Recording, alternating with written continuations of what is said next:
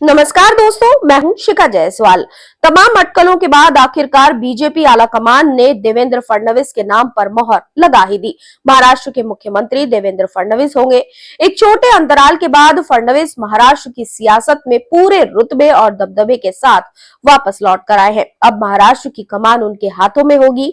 BJP विधायक दल की बैठक में उनके नाम पर आज मोहर लग गई है। देवेंद्र फडणवीस महाराष्ट्र के तीसरी बार मुख्यमंत्री बनने जा रहे हैं। एकनाथ शिंदे ने भले ही उन्हें कुछ समय के लिए बेचैन किया, लेकिन फडणवीस अपने इरादों पर अडिग थे।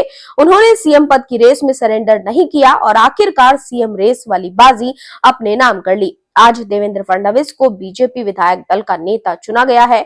वहीं एकनाथ शिंदे और अजित पवार को महाराष्ट्र का डिप्टी सीएम बनाने पर सहमति बनी है। इस निर्णय के बाद अब फडणवीस अपने समर्थक विधायकों के साथ महाराष्ट्र के राज्यपाल से मिलेंगे और सरकार बनाने का दावा पेश करेंगे। महायुति के नेता दोपहर 3:30 बजे राजभवन जाएंगे। महाराष्ट्र में 5 दिसंबर को आजाद मैदान में शपथ ग्रहण कार्यक्रम आयोजित किया जाना है। इसमें बीजेपी के कई वरिष्ठ नेता मौजूद रहेंगे। आपको बता दें कि बीजेपी ने ऐसे ही देवेंद्र फडणवीस पर अपना भरोसा नहीं जताया है। इसके पीछे फडणवीस की सालों की मेहनत है, जिसने महाराष्ट्र में बीजेपी का वनवास खत्म कराने में बड़ी भूमिका निभाई है। तो चलिए, बीजेपी की महाराष्ट्र में हिस्टोरिक विक्ट्री के पीछे फडणवीस का हाथ कैसे है, ये आपको बताते हैं। देवेंद्र फडणवीस महाराष्ट्र की राजनीति में बीजेपी का उगता हुआ सूरज की तरह है। फडणवीस की अगुवाई में ही बीजेपी का महाराष्ट्र में साल 2014 में वनवास खत्म हुआ था। वो बीजेपी के इकलौते ऐसे मुख्यमंत्री रहे हैं जिन्होंने अपने कार्यकाल का 5 साल पूरा किया है। फडणवीस का सियासी सफर सीधे तौर पर विधायक या सीएम से शुरू नहीं हुआ। वो बेहद कम उम्र में एक्टिव पॉलिटिक्स में आ गए थे। वो एबीवीपी के सक्रिय सदस्य भी रहे हैं। एबीवीपी के मेंबर रहते हुए वो पहली बार नगर निकाय में पार्षद बने थे। उनके ठीक 5 साल बाद नागपुर के वो मेयर बने। वो फडणवीस की काबिलियत ही है कि उन्होंने मराठा आंदोलन जैसे बड़े आंदोलन को बहुत अच्छे से संभाला था।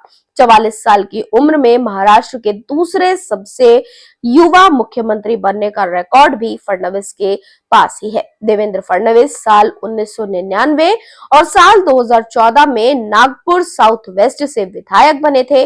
इसी के बाद बीजेपी विधायकों ने उन्हें पहली बार अपना नेता चुना था। फडणवीस आरएसएस से भी एक्टिव तौर पर जुड़े हुए हैं। वो पिछले 30 साल से एक्टिव पॉलिटिक्स में है।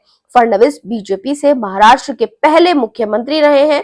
उन्होंने महायुति जैसा मजबूत गठबंधन बनाया और खुद को एक मजबूत कड़ी के रूप में इस गठबंधन में स्थापित किया, जिसके चलते साल 2024 के विधानसभा चुनाव में महायुति ने कुल 288 सीटों में से 234 सीटें जीतकर प्रचंड बहुमत हासिल किया।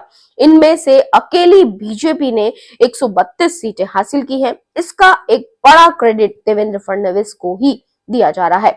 ऐसा कहा जा रहा है कि उन्होंने जमीन पर बीजेपी के लिए बहुत काम किया और इस जीत में उनकी बड़ी भूमिका है।